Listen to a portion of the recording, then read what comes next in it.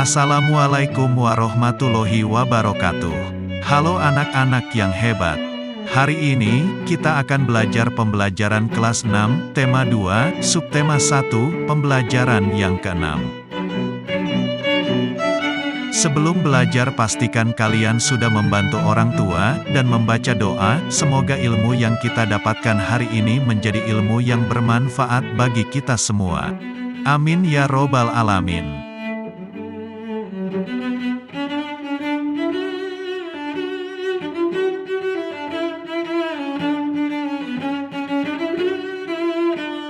Anak-anak yang hebat, kapankah dan di mana kita harus menerapkan hidup rukun dalam perbedaan?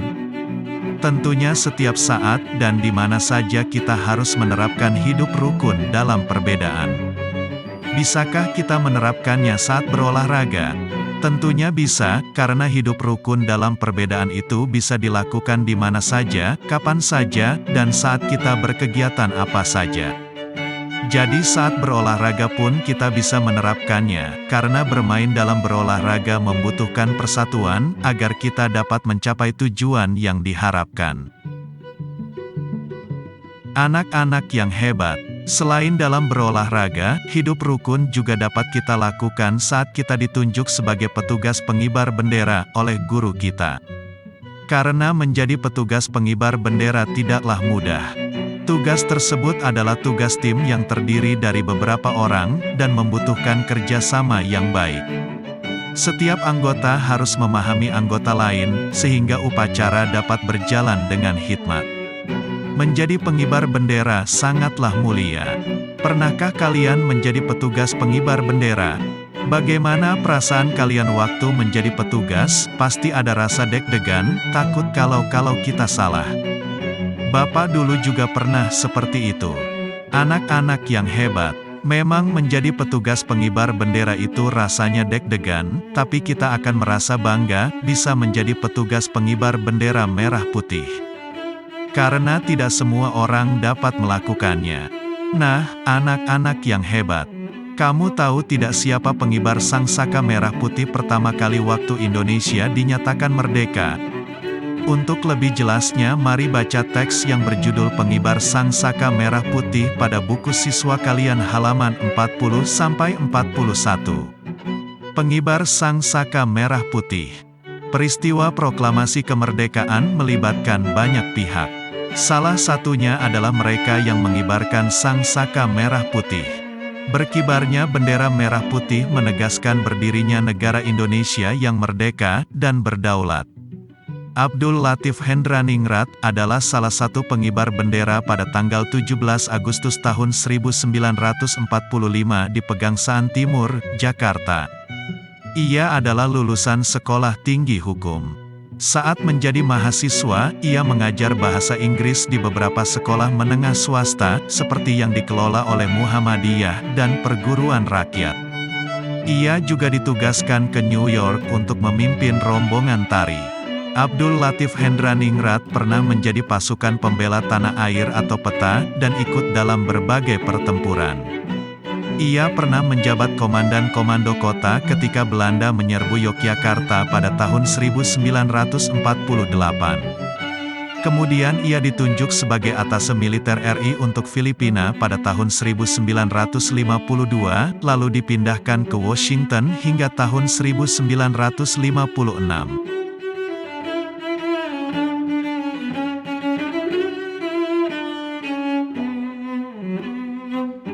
Anak-anak yang hebat, ini adalah Abdul Latif Hendraningrat.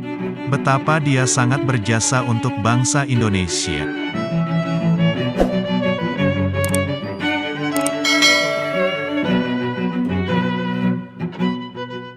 Anak-anak yang hebat, berdasarkan bacaan tadi, kita dapat menuliskan informasi penting dalam peta pikiran seperti yang terdapat pada buku siswa halaman 41, dengan kata tanya adik Simba, apa, di mana, kapan, siapa, mengapa dan bagaimana. Contohnya untuk kata tanya apa, kalian bisa buat pertanyaan, apa peristiwa yang terjadi pada bacaan di atas. Lalu kalian jawab, pengibaran bendera merah putih pertama kali saat proklamasi kemerdekaan.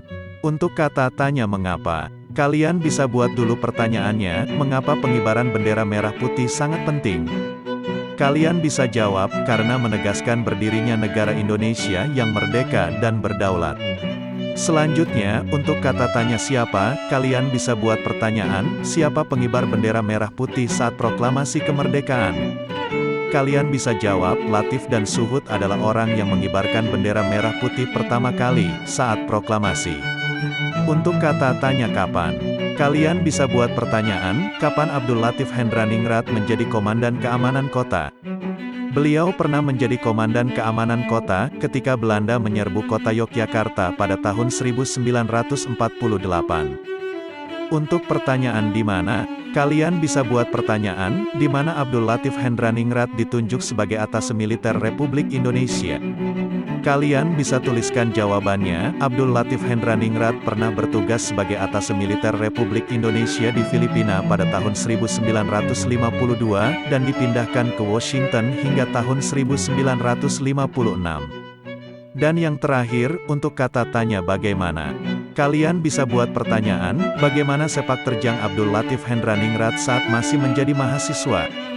Dan kalian bisa jawab, saat menjadi mahasiswa, ia pernah mengajar bahasa Inggris di beberapa sekolah menengah swasta, dan pernah ditugaskan ke New York untuk memimpin rombongan tari. Baiklah anak-anak yang hebat. Inilah hasil peta pikiran yang Bapak buat. Coba kalian bisa buat sendiri menurut pendapatmu ya. Setelah tadi kita sudah membuat peta pikiran dari bacaan yang berjudul Pengibar Sang Saka Merah Putih. Sekarang kita kembangkan informasi pada peta pikiran tersebut menggunakan kalimat kita sendiri. Inilah contohnya. Pengibaran bendera merah putih saat proklamasi kemerdekaan memiliki makna yang sangat penting. Berkibarnya bendera merah putih menegaskan berdirinya negara Indonesia yang merdeka dan berdaulat. Abdul Latif Hendraningrat dan Suhud adalah orang yang mengibarkan bendera merah putih pertama kali saat proklamasi. Saat menjadi mahasiswa, Abdul Latif Hendraningrat pernah mengajar bahasa Inggris di beberapa sekolah menengah swasta, dan pernah ditugaskan ke New York untuk memimpin rombongan tari. Beliau pernah menjadi Komandan Keamanan Kota, ketika Belanda menyerbu kota Yogyakarta pada tahun 1948. Abdul Latif Hendraningrat pernah bertugas sebagai Atase Militer Republik Indonesia di Filipina pada tahun 1952, dan dipindahkan ke Washington hingga tahun 1956.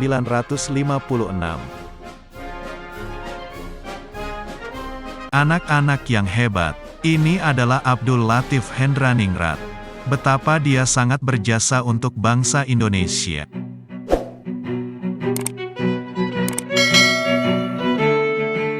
Anak-anak yang hebat, kalian sudah belajar tentang pentingnya hidup rukun dalam persatuan. Perbedaan suku bangsa, agama, budaya, serta pendapat di masyarakat akan menciptakan keberagaman-keberagaman yang menjadikan masyarakat kita semakin kaya. Perbedaan yang disatukan dalam kerukunan dapat menjadikan kekuatan sebuah bangsa. Inilah alasannya mengapa kerukunan penting untuk menciptakan persatuan. Rukun berarti bersedia memahami dan menerima perbedaan di sekitar kita. Nilai-nilai persatuan dalam perbedaan perlu diterapkan dimanapun kita berada, di sekolah maupun di masyarakat. Di lingkungan masyarakat kita perlu bersikap peduli. Kita harus membantu tetangga atau kawan kita yang memerlukan bantuan, meskipun mereka berbeda suku atau agama dengan kita. Kita juga perlu bersikap toleran di lingkungan masyarakat. Toleran atau toleransi artinya menghargai perbedaan atau menghormati perbedaan. Berikut ini adalah contoh kegiatan pelaksanaan nilai-nilai persatuan dalam perbedaan di lingkungan masyarakat. Yang pertama, membantu korban bencana alam tanpa melihat suku dan agama mereka. Yang kedua, mempersilahkan orang lain untuk beribadah sesuai dengan agamanya masing-masing. Dan yang ketiga, membantu tetangga yang kesusahan, meskipun berbeda suku dan agama dengan kita. Adapun manfaat yang diperoleh, jika kita menerapkan nilai-nilai persatuan dalam perbedaan di masyarakat adalah: Yang pertama, kehidupan masyarakat menjadi aman, tentram, dan damai. Yang kedua, masalah lebih cepat terselesaikan, karena semua masyarakat bersatu.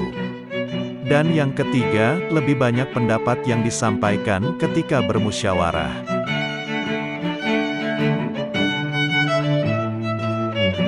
Sedangkan contoh kegiatan pelaksanaan nilai-nilai persatuan dalam perbedaan di lingkungan sekolah atau lingkungan kelas adalah: yang pertama, saling membantu saat ada yang mengalami kesulitan saat belajar. Yang kedua, saat bermain, kita tidak boleh memilih-milih teman.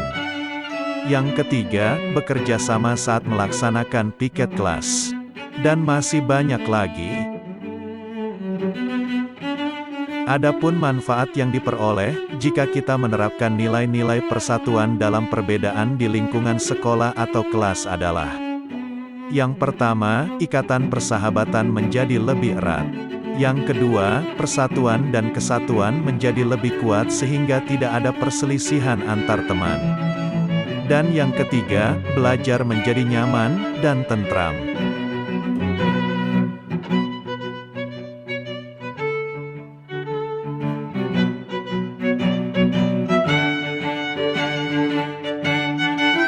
Anak-anak hebat, alhamdulillah, pembelajaran hari ini telah selesai. Itu artinya tema 2, subtema 1 telah selesai. Hari ini kita telah belajar, menemukan informasi penting melalui unsur apa, di mana, kapan, siapa, mengapa, dan bagaimana, serta menuliskannya pada peta pikiran, kemudian mengembangkan peta pikiran tersebut ke dalam bentuk tulisan. Selanjutnya, kita menemukan contoh hidup rukun di lingkungan masyarakat dan lingkungan sekolah atau kelas. Anak-anak hebat, jangan lupa di setiap kesempatan selalu selipkan doa agar pandemi ini segera berakhir dan kita semua dalam keadaan sehat walafiat. Sehingga kita bisa kembali bersekolah, belajar bersama teman-teman, dan Bapak Ibu Guru. Sekian dari Bapak, sampai jumpa di video berikutnya. Wassalamualaikum warahmatullahi wabarakatuh.